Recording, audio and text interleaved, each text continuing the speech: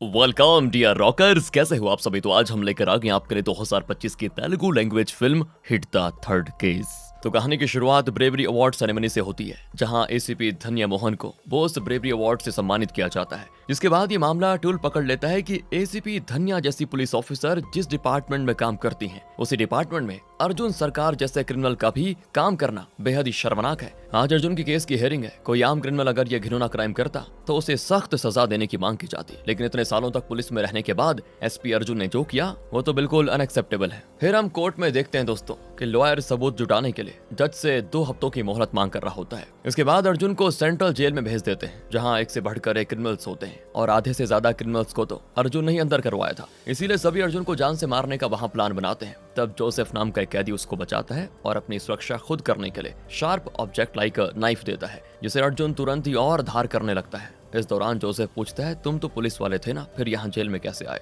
ये सवाल तो दोस्तों आपके मन में भी होगा ना। इसका जवाब पाने के लिए ये देखते हैं कुछ महीने पहले क्या क्या हुआ था। तो सबसे पहले हम देखते हैं कि अर्जुन अपनी गाड़ी से जाता है एक घने जंगल में, जहाँ वो पहले तो एक वल्चर को कुछ मांस खिलाता है और फिर जंगल में अपना सेटअप लगाता है। वो एक आदमी को नदी के ऊपर पेड़ से उल्टा लटका देता है और एक टाइम में ये सब की वीडियो रिकॉर्ड करने लगता है। साथ ही वो अपने दूसरे फोन से कस्टमर केयर में कॉल करके शिकायत करता है, वैसे तो तुम लोग 5G का ज्ञान देते रहते हो, मगर यहाँ तो 2G भी ठीक से नहीं चल रहा। इसी दरमियान वो आदमी का गला नाइफ से रेत देता है। इसके बाद वो HIT यानी होमिसाइड इंटरवेंशन टीम विशाखापट्टनम में एज एसपी ज्वाइनिंग करता है। वो अपने ऑफिस में बैठता है, जहाँ उससे मिलने के लिए ASP वर्षा और SI दिवाकर आते हैं। तभी इनके पास एक केस आता है और दोस्तों अब अर्जुन को अपने जूनियर के साथ उसी केस के लिए इन्वेस्टिगेट करना है जो उसने खुद जंगल में किया था, मतलब कत्ल। जहां अर्जुन बाकी ऑफिसर्स की तरह बिल्कुल शॉक्ड होने की एक्टिंग करता है कि कोई किसी को पेड़ पे उल्टा लटका कर मारेगा क्यों आखिर। तभी उसके जूनियर्स बताते हैं कि सर, नदी के ऊपर मर्डर करने से कोई भी एविडेंस नहीं बचे हैं, सब पानी के साथ बह गए। फुटप्रिंट तो नहीं मिले मगर शूज मिले हैं,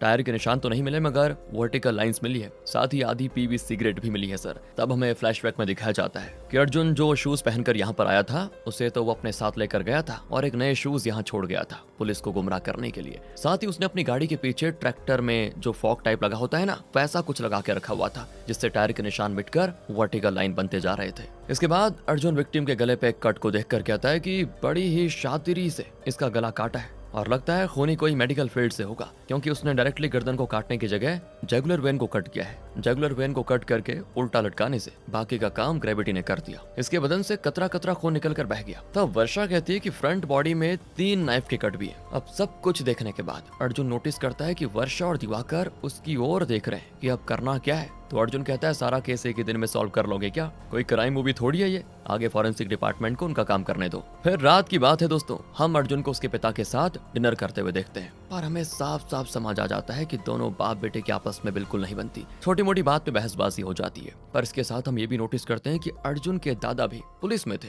और अर्जुन की माँ का देहांत काफी सालों पहले हो चुका था। फिर अगले दिन की बात है, अर्जुन अपनी साइकोलॉजिस्ट डॉक्टर से मिलने जाता है, जहाँ डॉक्टर सबसे पहले तो उससे पूछती है कि जोन आउट होने के सिम्टम्स नजर आ रहे हैं क्या। तो उसको ये सेम सवाल 2-3 बार पूछना पड़ जाता है, क्योंकि उस वक्त भी अर्जुन जोन आउट ही था। मगर वो डॉक्टर से झूठ कह देता है कि नहीं, मैं बिल्कुल नॉर्मल हूँ। इसके बाद डॉक्टर कहती है, आपका BP कंट्रोल में नहीं है, आप मेरी दी हुई टैबलेट्स ले रहे हैं या फिर नहीं। तो इस पे भी अर्जुन झूठ कह देता है, मगर फ्लैशबैक से हमें उसका गुस्सा वगैरह साफ साफ दिखाई देता है। उसे हर छोटी मोटी बात पे बहुत तेज गुस्सा आ जाता है, पर वो बिल्कुल नॉर्मल होने की एक्टिंग करता है डॉक्टर के पास में। इसके बाद जब ऑटोप्सी रिपोर्ट आती है तो पता चलता है कि विक्टिम की बॉडी से पिट्यूटरी ग्लैंड, एड्रेनलिन ग्लैंड और हाइपोथैलेमस ग्लैंड मिसिंग है। इन ऑर्गन्स के साथ पता नहीं किलर क्या करने वाला है। सभी लोग इस बात को डिस्कस करते हैं, मगर अर्जुन तो चुपचाप अपने कोने में डेटिंग ऐप चला रहा होता है, जिसमें उसके कुछ लड़कियों के साथ मैच आते हैं। पर जब वो डेट पे एक एक करके उनसे मिलने जाता है, वहाँ वो अपना पुलिस वाला दिमाग साथ लेकर जाता है। वो लड़कियों से सख्ती के साथ पूछताछ करता है, जिससे सारी लड़कियां वॉशरूम यूज करने का बहाना करके 9-2-11 हो जाती हैं।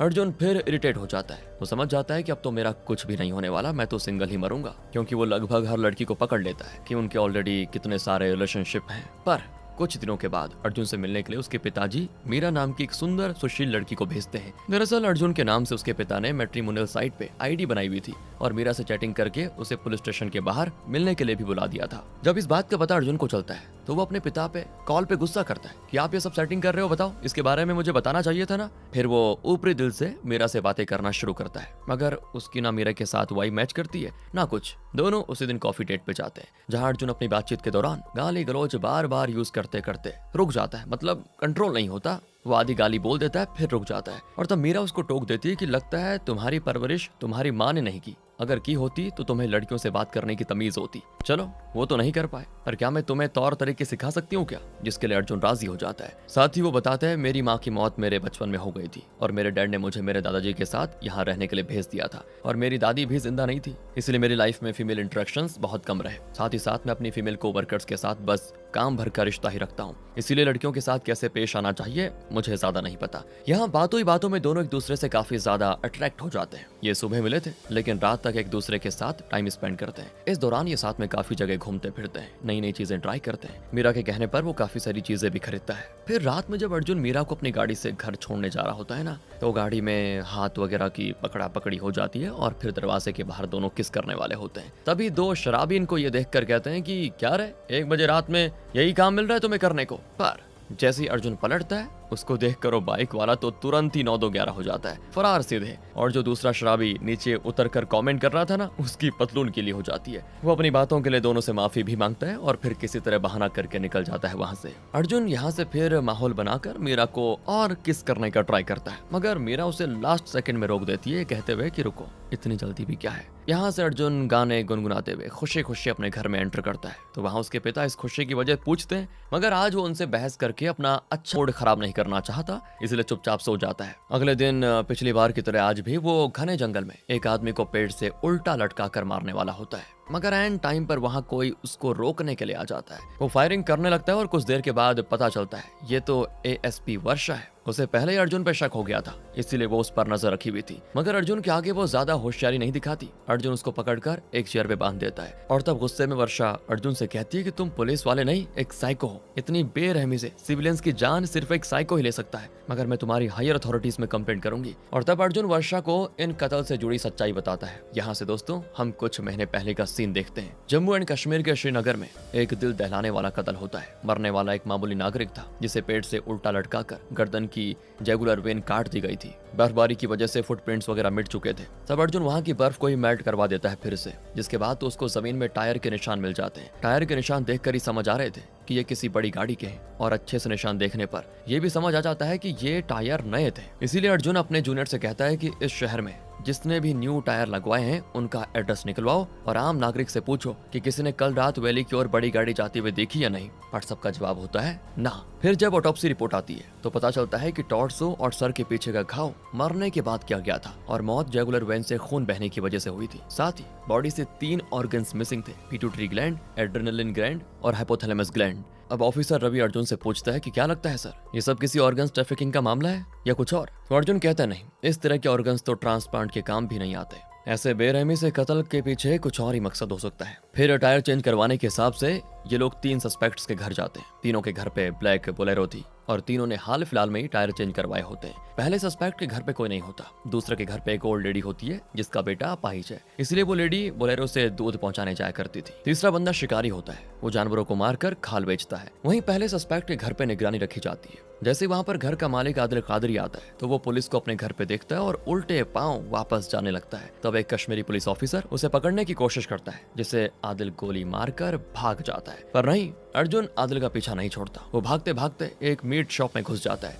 जहां आदिल के कई और साथी होते हैं और वो मिलकर अर्जुन को मारने की कोशिश करते हैं। पर तब अर्जुन उनको असली वायलेंस क्या होता है वो दिखाता है। किसी के वो हाथ पैर काट देता है तो किसी को वो जानवरों की तरह हुक से लटका देता है और जब सब मरने की कगार पर होते हैं तो उन्हें हॉस्पिटल भी पहुंचा देता है। इसके बाद वो श्रीनगर के HIT ब्रांच में जाता है तो वहां अर्जुन के सीनियर कर्णिका मैडम उसकी क्लास लेती है कि इतना वायलेंस करने की क्या जरूरत थी, वो लोग हॉस्पिटल में अपनी जिंदगी और मौत की जंग लड़ रहे हैं। तब अर्जुन कहता है कि हमारे एक ऑफिसर भी उसी हॉस्पिटल में अपनी जिंदगी और मौत की जंग लड़ रहे हैं, वो भी उन लोगों की वजह से, तो इतना तो बनता है। इसके बाद वो जाता है लॉकअप में आदिल के पास। दरअसल दोस्तों अर्जुन ने आदिल के 5 साथियों को हॉस्पिटल पहुंचा दिया था, मगर आदिल को उसने उतना नहीं पीटा था, उससे तो अभी बहुत कुछ उगलवाना बाकी था। इसीलिए वो पुलिस स्टेशन में उसकी अच्छे से धुलाई करता है, पर वो बेहोशी हो जाता है। इतने में एक ऑफिसर आकर बताता है कि साइबर वाले ने इसका फोन अनलॉक किया। इसके बाद अर्जुन उसका फोन चेक करने लगता है कि तभी अपने ऑफिस में बैठकर उसे न्यूज से बिहार के अरवाल जिले में एक ऐसी सेम घटना की न्यूज मिलती है। श्रीनगर की तरह वहां भी एक विक्टिम को पेट से उल्टा लटका कर मारा गया था।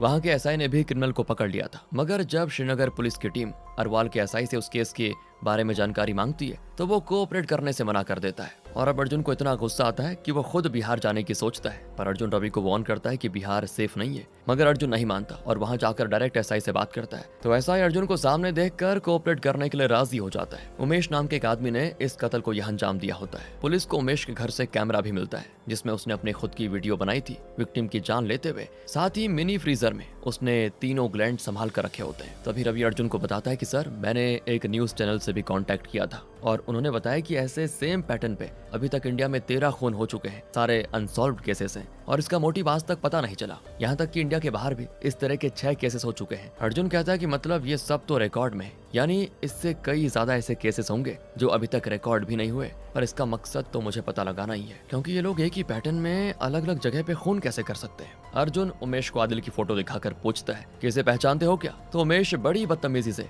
अर्जुन के साउथ से बिलोंग करने का मजाक उड़ाता है। ऊपर से ये भी पता चलता है कि उमेश के पिता माओवादियों को सपोर्ट करते हैं, तो अगले 1 घंटे में माओवादी पुलिस स्टेशन पर अटैक करने की सोचते हैं। इसीलिए अर्जुन क्या करता है दोस्तों पता है? बिना किसी परमिशन के उमेश को बिहार से कश्मीर उठाकर लेकर आ जाता है। हालांकि रास्ते में माओवादी इन पर हमला तो करते हैं, मगर अर्जुन ने अपने साथ कमांडो रखे होते हैं जो कि मुंह तोड़ जवाब देते हैं माओवादियों को। फिर जब अर्जुन वापस श्रीनगर आता है तो वहाँ के कुछ लोकल्स अर्जुन का विरोध कर रहे होते हैं, क्योंकि अर्जुन ने जिन 5 लोगों को मारकर हॉस्पिटल में भेजा उनमें से 2 आजाद कश्मीर ग्रुप के एक्टिविस्ट थे। इसलिए पार्टी के लोग अर्जुन का यहाँ से ट्रांसफर करवाना चाहते हैं। नारेबाजी वगैरह तक होती है दोस्तों, मगर जैसे ही अर्जुन की नजर पड़ती है कि ये लोग पुलिस की वर्दी को जला रहे हैं तो अर्जुन का खुद से कंट्रोल खत्म हो जाता है और वो उठाता है लाठी और सीधा पब्लिक पे लाठी चार्ज। फिर वो आदिल के घर पे पुलिस भिजवाकर वहाँ अच्छे से तलाशी करवाता है। उसे पहले तो आदिल के घर से ढेर सारे फेक आईडी कार्ड्स मिलते हैं और फिर ढेर सारे चाकू भी। उनमें से एक चाकू पे अर्जुन की नजर टिक जाती है क्योंकि उस पे CTK लिखा होता है। अर्जुन को याद आता है कि उमेश के हाथ पे एक टैटू बना हुआ था जिसपे भी सेम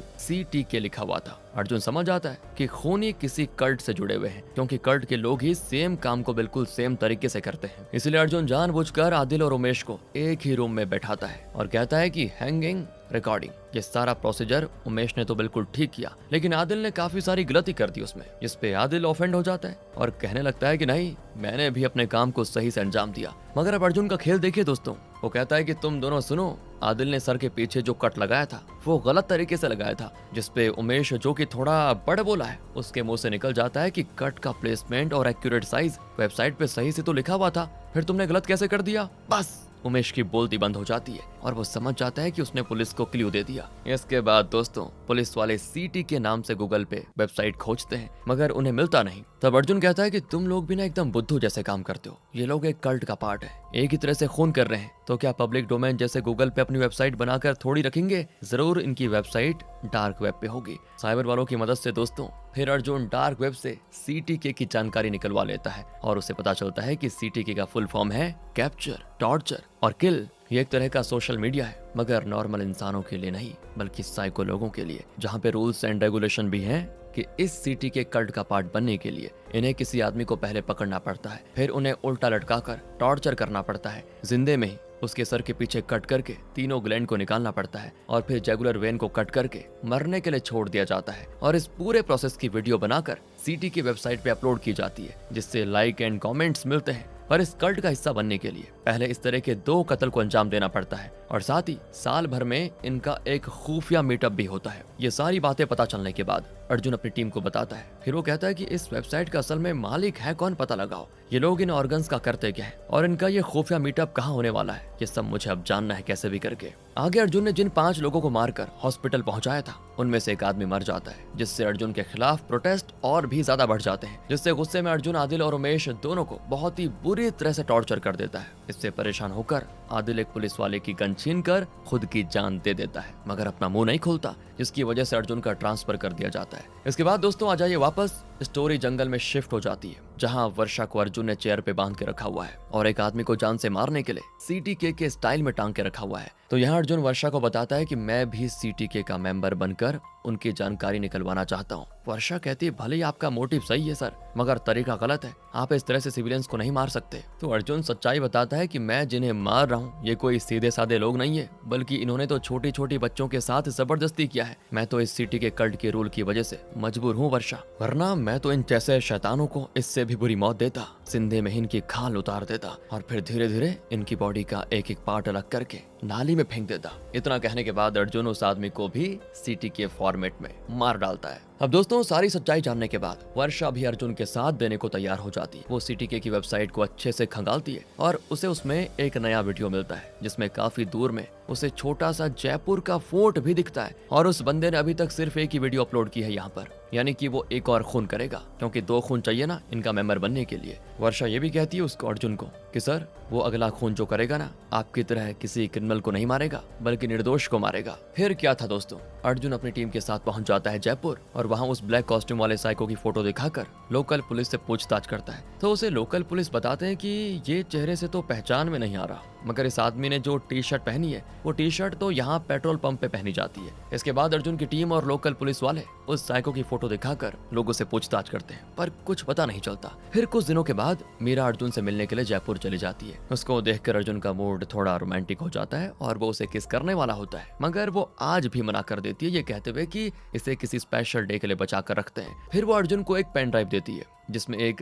AI जनरेटेड वीडियो होता है। दरअसल मीरा ने अर्जुन की माँ की ब्लैक एंड व्हाइट को AI की मदद से वीडियो में कन्वर्ट कर दिया था, जिसमें वो अर्जुन से बात कर रही थी कि बेटा अपना ख्याल रखना, सुना है तुम बहुत गुस्सा करते हो, अपने गुस्से को कंट्रोल में रखना। ये सुनकर अर्जुन काफी इमोशनल हो जाता है। तभी वर्षा का फोन आ जाता है और अर्जुन को जाना पड़ता है वापस काम पे। वहीं मीरा भी वापस विशाखापट्टनम चली जाती है। तो इधर एक पेट्रोल पंप पे अर्जुन को वो साइको मिल जाता है। उसको देखते अर्जुन उसकी ओर सीधे भागता है एंड उस वक्त वो साइको ब्लैक बोलेरो में था। वो तुरंत ही गाड़ी भगाना शुरू करता है। तब अर्जुन भी पुलिस जीप से अकेले ही उसका पीछा करता है। पहले तो अर्जुन गोली मारकर उसके टायर को पंचर करने की कोशिश करता है, पर वो नागिन की तरह लहराते हुए गाड़ी चला रहा था, इसलिए उसके टायर पे गोली नहीं लगती। इतना ही काफी नहीं था कि इसी टाइम एक गाड़ी वाला बीच रास्ते में गाड़ी रोक देता है, जिससे अर्जुन की नजरों से वो कार चली जाती है उस गुंडे की। और फिर वो किसी तरह जाता है आगे, तो वहां उसे वर्षा और जयपुर की टीम नाकाबंदी करते हुए दिखती है, पर उन्होंने तो किसी ब्लैक बोलेरो को यहाँ से जाते हुए देखा ही नहीं। तब अर्जुन अपनी टीम को बताता है कि वो साइको पेट्रोल पंप वर्कर नहीं, रोड साइड असिस्टेंस का काम करता है। फिर अर्जुन टॉर्च लेकर वापस पैदल ही लौटता है और उसको एक कच्ची सड़क दिखाई देती है, जिससे वो समझ जाता है कि आगे नाकाबंदी देखकर वो साइको पक्का इसी कच्चे सड़क पे गया होगा। और सच में दोस्तों, कच्चे रास्ते से कुछ दूर जाने पर उसे वो ब्लैक बोलेरो दिख जाती है। गाड़ी में उसको एक बेहोश लड़की दिखती है जिसके हाथ पैर बंधे होते हैं। तभी अचानक अर्जुन को पीछे किसी के होने का एहसास होता है एंड वो जैसे ही पलटता है उसके पेट में साइको चाकू से स्टैब कर देता है। और तब अर्जुन को अपनी क्लास में सिखाई गई बात याद आ जाती है कि जब चाकू बॉडी के अंदर जाता है तो उतना डैमेज नहीं होता जितना उसे वापस निकालने पे होता है। इसलिए कोशिश करना कि जब तक हॉस्पिटल ना पहुंच जाओ चाकू को बॉडी से मत निकालो, ये उसको सिखाया गया था। यही याद करके अर्जुन उस साइको की उंगली ऐंठ कर उसे खुद से दूर कर देता है और फिर उसके साथ फाइट करने लगता है। इन दोनों की काफी देर तक फाइट चलती है और वो साइको अपनी ओर से पूरी कोशिश करता है कि वो अर्जुन को पीट सके, उसका चाकू निकाल सके पेट से, लेकिन अर्जुन उसे वहां तक पहुंचने ही नहीं देता। आखिर में अर्जुन उसको एक जोरदार पंच मारता है जिससे वो जमीन पे गिर जाता है और दोबारा उठ नहीं पाता। तब अर्जुन उस बंदी बनी लड़की को खोलने लगता है और अचानक वो साइको उसके पेट से चाकू बाहर निकाल देता है। अर्जुन की ब्लीडिंग शुरू हो जाती है और उसे असहनीय दर्द भी होता है। बेचारा वहीं बेहोश हो जाता है और अर्जुन को वो साइको अपनी बोलेरो में डालकर अपने साथ लेकर जाता है, पर उसको ये नहीं पता कि ये तो अर्जुन की एक चाल है। कुछ देर के बाद वो जैसे लापरवाह होकर अर्जुन के पैर पे रस्सी बांधने लगता है उसे उल्टा लटकाने के लिए, वैसे ही अर्जुन उठकर डायरेक्ट उसके गर्दन में स्टेप करके उसे मार देता है जान से। फिर वो कॉल करके अपनी टीम को वहां बुलाता है, जो उस लड़की को सही सलामत घर पहुंचा देते हैं और अर्जुन को हॉस्पिटल जहां पर उसका इलाज चलता है। होश में आते ही वो अपना लैपटॉप मांगता है पहले, और तब उसको पता चलता है कि वाह, मुझे सीटीके वालों ने अपने मेंबर के तौर पर एक्सेप्ट कर लिया है। और फिर दोस्तों अगले दिन उनके मीटअप से रिलेटेड इंस्ट्रक्शंस आ जाते हैं। इंस्ट्रक्शंस में साफ साफ लिखा होता है कि अरुणाचल एक्सप्रेस ट्रेन पकड़कर सबसे पहले अरुणाचल प्रदेश के नाहरलागुन स्टेशन पे उतरना है। स्टेशन पे ही अपने वॉलेट और फोन को कूड़ेदान में फेंकना है। फिर बोरम रोड के बस स्टॉप तक आना है, जहां से फिर आपको हमारी टीम पिक करेगी। ये होते हैं उनके इंस्ट्रक्शंस। ये जाने के बाद अर्जुन जाता है एडीजीपी नागेश्वर राव के पास और परमिशन मांगता है अरुणाचल प्रदेश जाकर इस मिशन को आगे बढ़ाने के लिए। तो यहाँ एडीजीपी उससे सवाल करते हैं कि तुम इस केस में इतना ज्यादा इन्वॉल्व क्यों हो रहे हो, बताओ, क्या तुम्हारा इससे कोई पर्सनल मोटिव है? इस पे अर्जुन कहता है कि मुझे मुजरिम को सजा दिलवाने के लिए कोई पर्सनल कनेक्शन होने की जरूरत नहीं है, पुलिस वाला होना ही काफी है। एडीजीपी कहते हैं कि देखो, अरुणाचल प्रदेश बॉर्डर एरिया है, वैसे ही वहाँ टेंशन का माहौल रहता है और तुम्हें वहाँ भेजकर मैं रिस्क नहीं ले सकता। इसीलिए अगर तुम्हें जाना है तो मेरे एक ऑफिसर को अपनी टीम में रखोगे, जिससे तुम कोई भी बात छुपाओगे नहीं और वो ऑफिसर मुझे सारी अपडेट देता रहेगा कि तुम वहाँ पर क्या क्या कर रहे हो। इसके लिए अर्जुन भी राजी हो जाता है। फिर अगले दिन जब वो अपनी टीम के साथ अरुणाचल प्रदेश की ट्रेन पकड़ने के लिए स्टेशन पे होता है तो वहाँ एडीजीपी अपने स्पेशल ऑफिसर साथ आते हैं और स्पेशल ऑफिसर को देखकर अर्जुन दंग रह जाता है, क्योंकि वो कोई और नहीं बल्कि मीरा है। इस मीरा ने मेरी नजरों में धूल झोंका, ये सोचकर अर्जुन उससे बात करना ही बंद कर देता है। पर रात में अर्जुन जब ट्रेन के दरवाजे पे होता है तो वो सामने से आती है और कहती है कि मुझे तुमसे बस 2 मिनट बातें करनी है। मगर अर्जुन को तो वो एडीजीपी की चमची लगती है। उसे लगता है कि अब तक हमारे बीच जो कुछ भी हुआ वो सब एक दिखावा था। मगर दोस्तों, मीरा उसे असल में सच्चाई बताती है कि पता है तुम्हें, मैं 4 साल पहले तुमसे मिल चुकी हूँ। दरअसल विशाखापट्टनम की रोड पे जब मैं अपनी दीदी के साथ जा रही थी तो कुछ लड़कों ने मेरी दीदी को छेड़ा और ये चीज तुमने देख ली। फिर तुमने उन बदमाश लड़कों की जो खातिरदारी की थी ना, उस दिन मुझे 2 चीज से प्यार हो गया। पहला तो तुमसे और दूसरा इस पुलिस की वर्दी से। फिर मैंने पुलिस के एग्जाम्स वगैरह क्लियर किए। मेरी पोस्टिंग पहले दूसरी जगह थी, बड़ी मुश्किल से मैंने तुम्हारे आसपास अपनी पोस्टिंग करवाई और फिर मुझे पता चला कि तुम तो अपने कोवर्कर को डेट करना ही नहीं चाहते। तो फिर मैं तुम्हारे पिताजी से मिली और अपनी फीलिंग उन्हें बताई। तब उन्होंने फेक मैट्रिमोनियल प्रपोजल का प्लान रचा और मुझे तुमसे एक नॉर्मल लड़की की तरह मिलवाया। यकीन मानो, मैं कोई चाल नहीं चल रही, बल्कि सच में तुमसे बहुत प्यार करती हूँ। एंड ये कहने के साथ साथ वो अर्जुन को किस करके अपने प्यार का एहसास भी कराती है, जिसके बाद अर्जुन भाई तो सीधे 7वें आसमान पर पहुंच जाता है और वो मीरा को सच्चाई छिपाने के लिए माफ कर देता है। फिलहाल अगले सीन में हम अर्जुन को बोरम बस स्टॉप पे वेट करते हुए देखते हैं और कुछ दूरी पर उसकी टीम छिपकर उस पे नजर रखी होती है। मगर अर्जुन को पिक करने के लिए एक नहीं बल्कि 3 गाड़ियां रुकती है,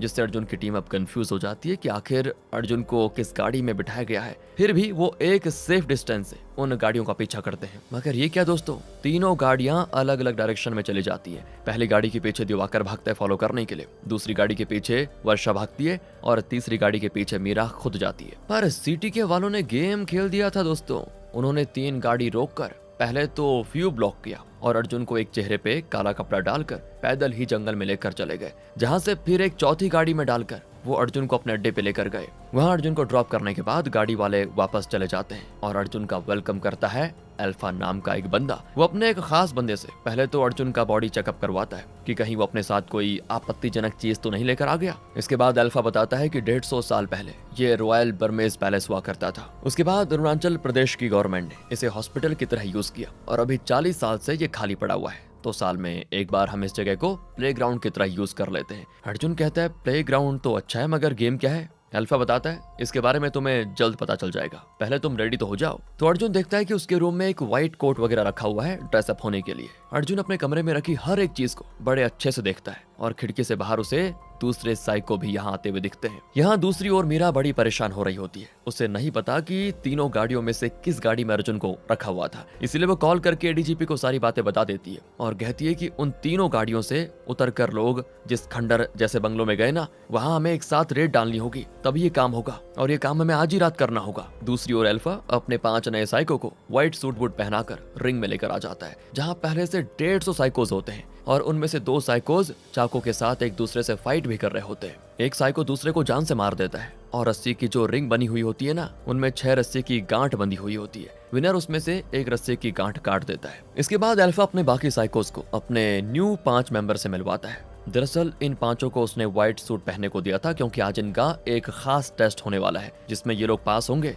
तभी इनको परमानेंटली सीटीके का मेंबर बनने का मौका दिया जाएगा। इन्हीं में से एक अर्जुन भी है। तो अल्फा अपने 5 न्यू मेंबर से पोल बांधने के एक रोप को कट करने को कहता है और वो ऐसा क्यों करवाता है इसके बारे में अभी अर्जुन को कुछ नहीं पता। इसके बाद अल्फा एक जोरदार भाषण देता है, जिसमें वो अपने सीटीके के मेंबर से कहता है कि भाइयों और बहनों, हम सब यहाँ क्यों हैं पता है? क्योंकि हम सबको फ्रीडम चाहिए। किसी की इतनी औकात नहीं जो हमें गलत और सही बताए। हमारा मन जो करेगा हम वही करेंगे। कानून और सरकार हम पे ढेर सारी पाबंदी लगाती है कि हम किसी को हर्ट नहीं कर सकते, किसी को मार नहीं सकते। ये सारी पाबंदी वो हमें कंट्रोल करने के लिए लगाते हैं, मगर हमें हमारी आजादी प्यारी है और हम किसी के कंट्रोल में रहने वाले नहीं। और दोस्तों, अब आपको तो पता चल ही गया होगा कि यहाँ जो भी साइकोस हैं वो सब पगलेट हैं। उनके हिसाब से खून खराबा करना बिल्कुल गलत नहीं है। ये बातें उनके दिमाग में बहुत ही अच्छे से बैठी हुई है और वो अल्फा के इशारे पे कुछ भी कर सकते हैं, कुछ भी, क्योंकि अल्फा उनके अंदर के जानवर को इस दुनिया में खुलकर जीने का मौका दे रहा है। यानी कि इन्हें काउंसलिंग देकर भी सही रास्ते पे वापस नहीं लाया जा सकता और इस तरह के पागल लोगों का सफाई करना बहुत जरूरी है। ये बातें अर्जुन को समझ आ जाती है, मगर अभी वो सही वक्त के इंतजार में होता है।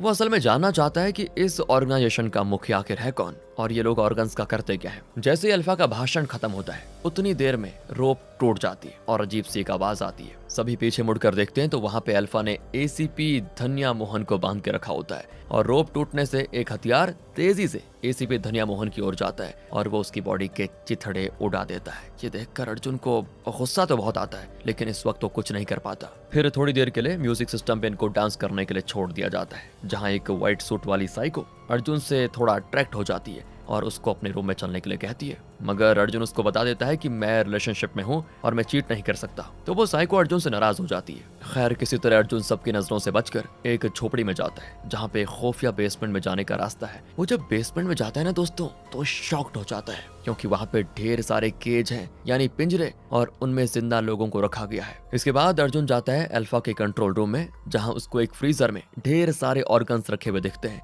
तभी वहाँ पे अल्फा आ जाता है और अर्जुन वहीं कहीं छिप जाता है। तो अल्फा के वहां से जाने के बाद अर्जुन अल्फा की सैटेलाइट फोन से ट्रांसमीटर निकाल लेता है। फिर वो पिकअप कार के लॉक को अपने शू लेस से टेक्निक लगाकर खोल देता है और उसमें से रेडियो गायब करके अपने रूम में आ जाता है। यहाँ पर वो उन सारी चीजों से तिगड़म लगाकर अपने पेट वॉल्चर को टैग करता है, जिसे वो हमेशा मीट खिलाया करता था। दूसरी ओर पुलिस की टीम अल्फा की तीनों मिसलीडिंग बंगलों में रेड डालते हैं। तो पहले बंगलों में एसआई दिवाकर लोकल पुलिस के साथ जाता है। कुछ देर के बाद लोकल पुलिस वर्षा को कॉल करके बताते हैं कि यहाँ तो हमें कोई नहीं मिला, पर दिवाकर सर का पता नहीं, बिना बताए कहीं चले गए। फिर जहाँ पे वर्षा है वहाँ भी चेकिंग करने पे उसे अर्जुन नहीं मिलता। साथ ही कुछ देर के बाद उन पे गोलाबारी होने लगती है, तो वो लोग छिप जाते हैं और वर्षा ये सारी बातें कॉल करके मीरा को बता देती है। इधर मीरा को भी बंगलों में अर्जुन नहीं मिलता। साथ ही कुछ गुंडे उस पे हमला भी कर देते हैं और वो उसको लड़की समझकर खाली हाथ ही पकड़ने आते हैं, पर मीरा उनका मुकाबला बढ़िया करती है और पटक पटक के मार देती है और फिर उन्हें अपनी जान बचाने के लिए वहां से भागना पड़ता है। इधर रात के 12 बज जाते हैं। अर्जुन को यहाँ 10 बजे लाया गया था। खैर दोस्तों, बॉक्सिंग रिंग में इस बार केज से निकलकर एक आदमी को प्लेटफॉर्म पे बांध दिया जाता है और अल्फा बारी बारी से साइकोस को एक रिमोट देता है, जिसमें वो अपने पसंद का कोई भी नंबर दबाते हैं। कभी कभी तो कुछ नहीं होता, पर किसी बटन को दबाने से प्लेटफॉर्म के अंदर से धारदार कटिंग मशीन निकलती है, जो कि प्लेटफॉर्म पे बंधे आदमी का हाथ पैर वगैरह कुछ ही सेकंड्स में काट देती है। और ये वैसे एक तरह का गेम है जिसे अल्फा ने डिजाइन किया है, वो भी इन साइकोस को एंटरटेन करने के लिए। तभी अर्जुन एक ब्लास्ट करवा देता है किचन में, जिससे सभी डर जाते हैं और अल्फा चौकन्ना हो जाता है। कुछ देर के लिए गेम बंद कर दिया जाता है और प्लेटफॉर्म पे बंधे आदमी को वापस वहीं केज में डाल दिया जाता है। अब क्या होता है दोस्तों कि अल्फा सबको एक जगह पर इकट्ठा करता है और कहता है, तुम्हें पता है ना हमने यहाँ सीसीटीवी कैमरास क्यों नहीं लगाए? क्योंकि हम भाईचारा और ईमानदारी पे भरोसा करते हैं। लेकिन आज पहली बार हम में से किसी ने उस भरोसे को तोड़ा है। हमारे किचन में ब्लास्ट, पिकअप कार से रेडियो मिसिंग और मेरे सैटेलाइट फोन को खराब करने के पीछे उसी गद्दार का हाथ है और उसी ने हमारे तीनों ठिकानों पे पहली बार पुलिस की रेड करवाई। इसका मतलब साफ है कि आज जो 5 नए मेंबर्स आए हैं उन्हीं में से कोई पुलिस का आदमी है। इसीलिए अब तुम पांचों को अपनी ईमानदारी प्रूव करनी होगी। देखो, पुलिस होते हैं डरपोक, वो अपने आप को बचाने की कोशिश करेंगे, लेकिन बाकी के जो मेरे रियल साइकोस होंगे वो मजे के लिए कुछ भी कर सकते हैं। इसलिए तुम पांचों रिंग में आ जाओ और एक दूसरे से फाइट करो। जो आखिर में जिंदा बचेगा मैं उसी को अपने ग्रुप में लूंगा। फिर क्या था दोस्तों, शुरू हो जाता है मौत का खून, जहां अर्जुन भी बाकी साइकोस की तरह बिना कोई रहम दिखाए फाइट करता है और आखिर में वो उन चारों को जान से मार देता है। इसमें वो लड़की भी शामिल होती है जिसने अर्जुन को सोने के लिए रूम में बुलाया था, पर फिर भी अल्फा को यकीन नहीं होता और वो वहां पे दिवाकर को लेकर आ जाता है ताकि वो बता सके कि कहीं अर्जुन ही उसका बॉस तो नहीं। तो अर्जुन इशारे में दिवाकर को सच्चाई एक्सेप्ट करने को कहता है, जिसके बाद अल्फा अर्जुन से कहता है कि तुमने अकेले ही 4 लोगों को मार दिया, तुम्हें मारपीट के सारे दांव पेच आते हैं, इसलिए मुझे तुम पे शक हो रहा है। इसीलिए काम करो, दिवाकर को मारकर प्रूव करो कि तुम पुलिस वाले नहीं हो। और तब अर्जुन और दिवाकर बस टाइम पास करने के लिए एक दूसरे के साथ फाइट करने का नाटक करते हैं। तभी अल्फा फाइट बीच में रुकवा देता है,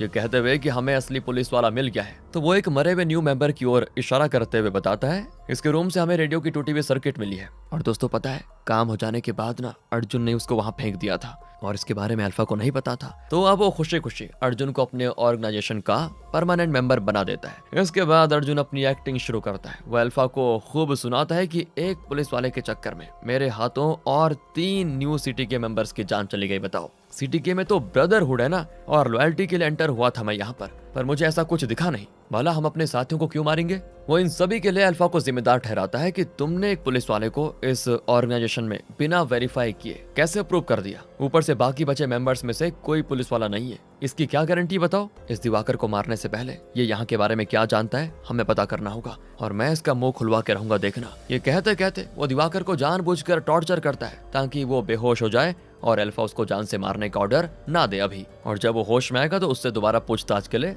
देखा जाएगा बाद में क्या होगा। तो अल्फा दिवाकर का मुंह खुलवाने के लिए उसे 1 घंटे का टाइम देता है, और तब तक के लिए उसको एक खुफिया बेसमेंट में भेज दिया जाता है जहाँ पे ढेर सारे केज रखे होते हैं। वहाँ पे अल्फा का कोई आदमी नहीं होता, तो यहीं पर अब अर्जुन दिवाकर के साथ मिलकर पूरी प्लाटिंग करता है। इसके बाद वो अल्फा के सामने आता है और बताता है इसका नाम दिवाकर है और ये कर्नाटका पुलिस से है। ये 3 सालों से सीटीके के बारे में इन्वेस्टिगेशन कर रहा है। पहली बार ये यहाँ तक पहुंचा और इसका हमारी ऑर्गेनाइजेशन में दूसरा कोई साथी नहीं है, इसलिए चिंता करने की कोई बात नहीं। दूसरी ओर वर्षा और मीरा लोकल पुलिस की मदद से अभी भी जंगल में खोजबीन कर रहे होते हैं। उन्हें अपने वॉकी टॉकी में एक डिस्टरबेंस साउंड सुनाई देता है, तो वो फ्रीक्वेंसी को चेंज करके देखते हैं और समझ जाते हैं कि अर्जुन रेडियो कम्युनिकेशन में एक्सपर्ट है और वही हमसे कांटेक्ट करने की कोशिश कर रहा है। इसका सोर्स कहीं पक्का आसपास ही होगा, तो वो सोर्स की तलाश में अर्जुन के वल्चर तक पहुंच जाते हैं, जो फिर इनको अपने साथ अर्जुन की लोकेशन की ओर लेकर जाने लगता है। दूसरी ओर अल्फा पागलपंती की सारी हदें पार करने वाला होता है और वो स्टेज पर एक छोटा सा केज मंगवाता है जिसपे 9 महीने की बच्ची होती है। वो अपने पागल साथियों को इस बच्ची का खात्मा करने का मौका देता है,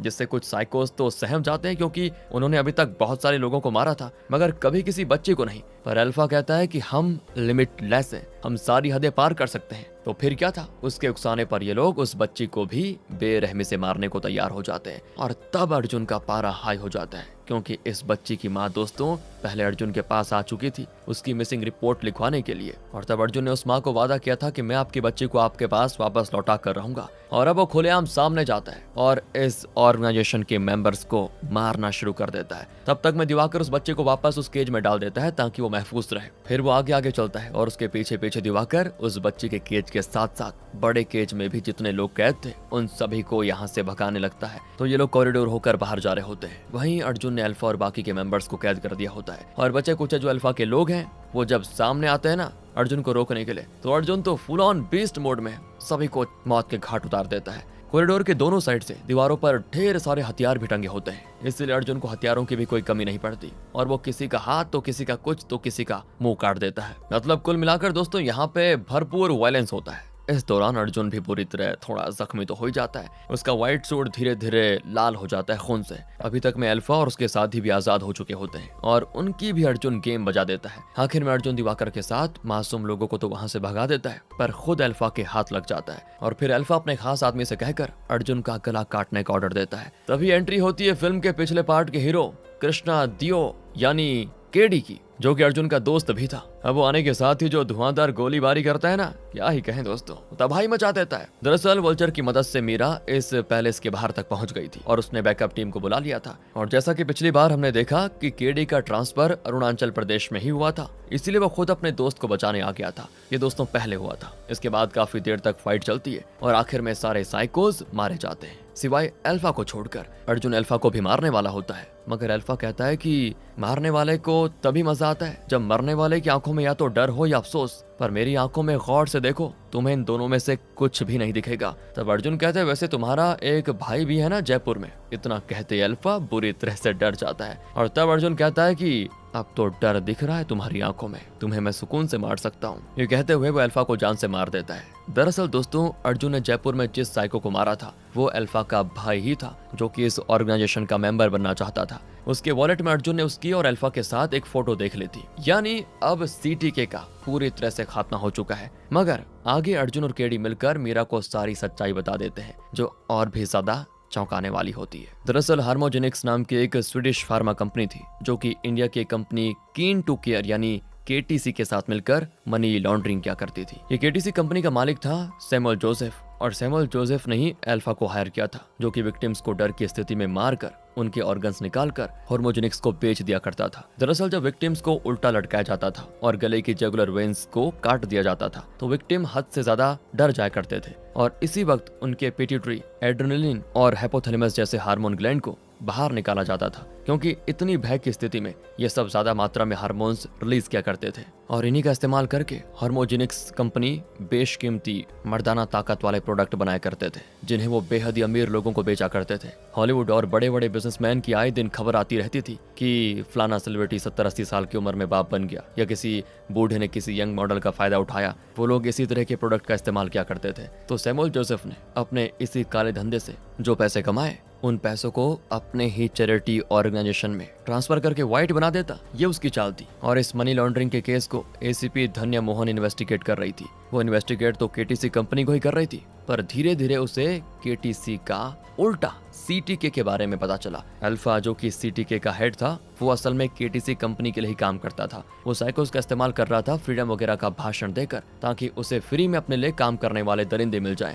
जो उसे फ्री में हार्मोनल्स ग्लैंड ला कर दे दे। और उसने ही एसीपी धन्या मोहन को मारा। यहाँ अर्जुन इस बात पे खासा जोर देता है कि धन्या मोहन को अल्फा ने मारा नहीं, बल्कि धन्या ने खुद ही ये कुर्बानी दी ताकि दूसरे लोगों की जान बच सके। क्योंकि उसके केज का नंबर 8 था, मगर केज 3 वाले को लाने के लिए कहा गया था, इसलिए उसने अपने केज नंबर 8 को इस तरह से मिटाया कि वो 3 दिखे। धन्या ने असल में केस 3 वाले की जान बचाई थी। दरअसल केस 3 में वो 9 महीने की बच्ची थी। उस बच्ची को बचाने के लिए धन्या ने अपनी कुर्बानी दे दी। इस बात को अर्जुन काफी हाईलाइट करता है और इस तरह ये केस होता है सॉल्व और सारा क्रेडिट जाता है धन्या को। जिसके बाद धन्या के पेरेंट्स को बोस ब्रेवरी अवार्ड से सम्मानित किया जाता है। वहीं वो केडी की मदद से खुद को जेल में डलवा देता है। फिर केडी जानबूझकर सिक्योरिटी रीजंस का हवाला देते हुए अर्जुन को अरुणाचल प्रदेश की जेल से निकालकर सेंट्रल जेल में डलवा देता है, जहां उसकी मुलाकात होती है दोस्तों किससे पता है? सैमुअल जोसेफ से, जिसने अनजाने में बाकी कैदियों से अर्जुन की जान बचा ली थी। और अब स्टोरी आती है प्रेजेंट में, जहां अर्जुन सैमुअल जोसेफ को उसके ही दिए गए नाइफ से उसको मार देता है जान से। और फिर केडी की मदद से प्रॉपर एविडेंस न होने की वजह से कुछ महीने के बाद